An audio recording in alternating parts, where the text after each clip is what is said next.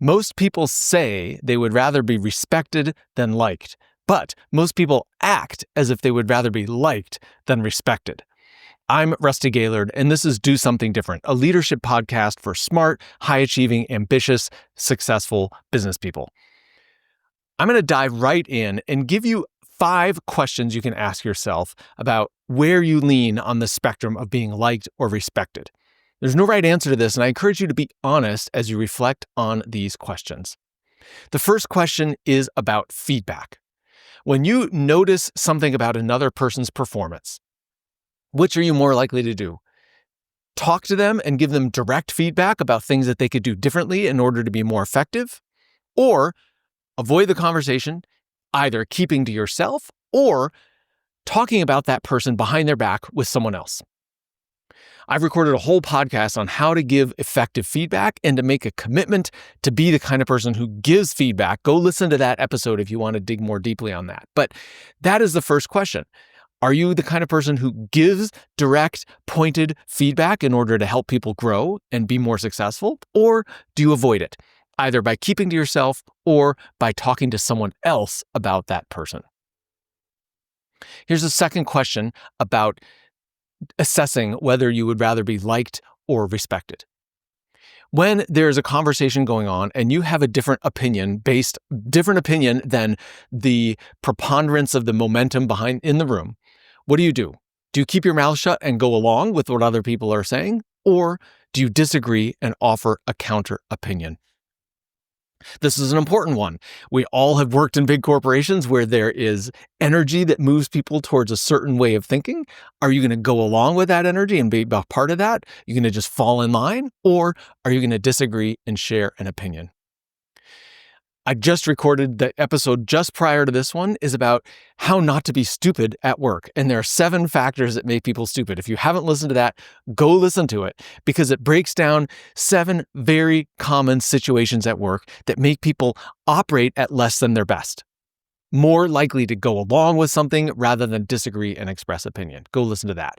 But for this purpose, answer that question. Which are you more likely to do? Go along or disagree? Because going along is much more about being liked. Disagreeing is about respect. Third question, how assertive are you? Do you tend to ask for permission in order to do something new or to tackle a new project? Or are you decisive? Do you make the decision? Do you go forward and take action and then go back and inform other stakeholders of what you've done? There's a whole spectrum about how assertive you are. Again, another podcast episode directly about this. But where are you on that spectrum of how assertive you are? Are you the kind of permission-oriented person, or are you the kind of person who takes action and then informs others what you have done? Fourth question for you to reflect on whether you lean more toward being liked or respected. When there is a situation and it's questionable about what your role is or whether you should be participating or involved, do you lean towards saying yes or do you lean towards saying no? Most people have the experience of being invited to a meeting, being asked for their opinion on something, being invited to participate on a project, to be involved in some way. And in those situations, when you're asked by someone and there's that little tingling nug in your brain saying, I'm not sure this really makes sense for me, are you more likely to say yes or no? Fifth question for you. In a situation where your team is doing some work and it's not quite up to standard, what are you more likely to do? Are you more likely to pick up the slack and do the work or give them very specific directions on how to do it and raise the level of performance? Or are you more likely to hold them accountable? You're more likely to tell them that the work they're delivering is not up to par and send them back to go fix it. Where are you in that situation? How much do you hold people accountable? I just give you 5 simple questions to walk through to help you assess, do you lean more towards being liked at work or do you lean more towards being respected at work?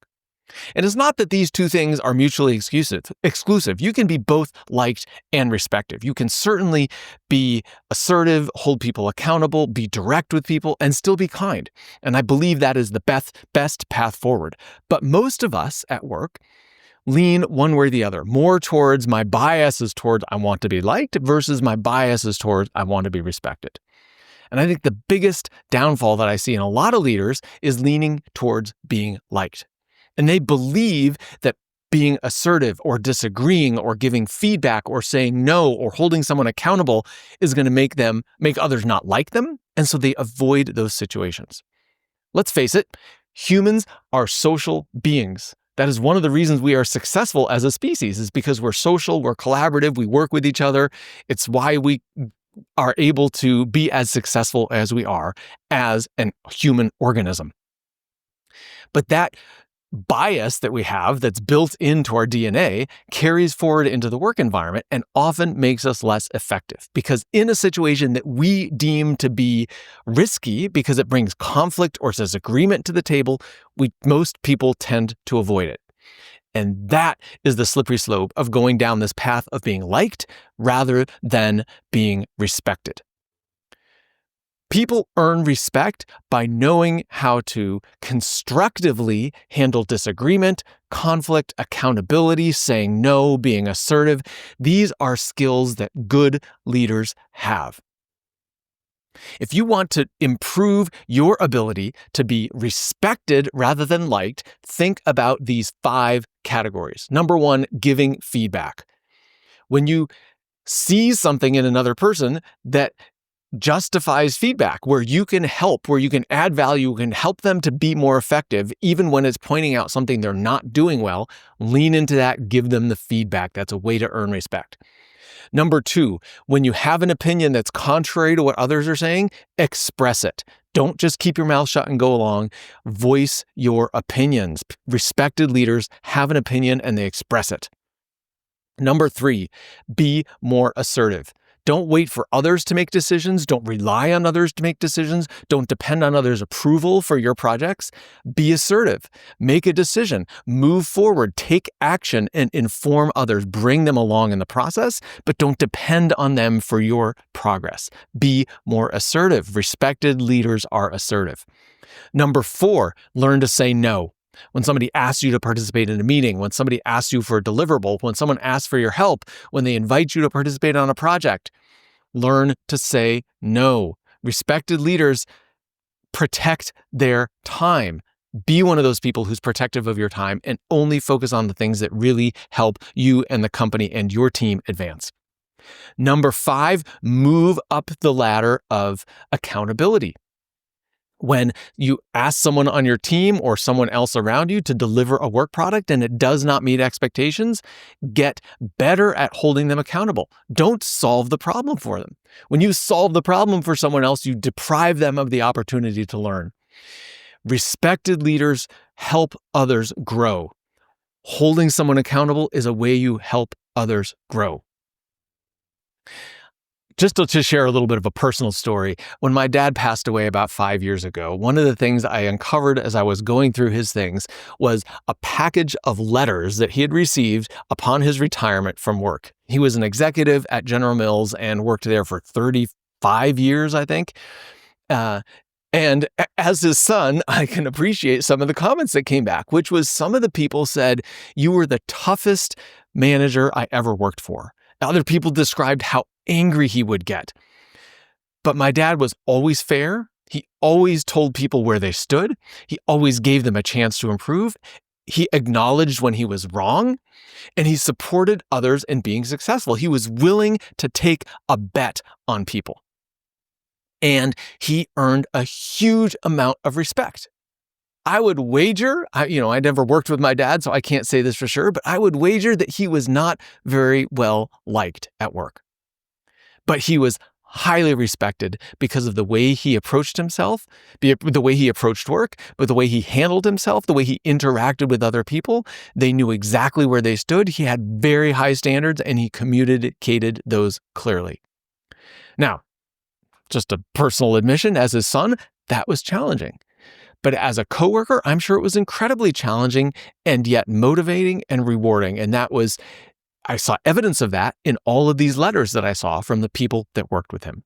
Very high praise of him for the standards, for the things they learned. Multiple people saying he was the most influential person they ever worked with in their career. It was very rewarding for me to read that about my dad, but it is a message about what it means to be respected. Learn to give feedback.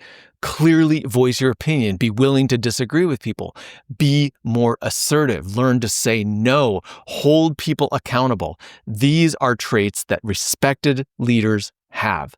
Figure out which one of those you can lean into this week. Think about a specific situation where you can apply it. If you think about now where you're going to apply this in the next 3 days, you are way more likely to use it than if you just file this away in your memory somewhere. Think about an application and do it differently, because doing it differently is how you shape yourself as a leader, how you grow as a leader, and how you ultimately become more effective. Thanks for listening to Do Something Different. Make sure to subscribe, like, comment, and share with your friends. You can also find us on your favorite podcast platform. If you want additional content beyond what's on the podcast, make sure to follow me on LinkedIn and at my website, rustygaillard.com.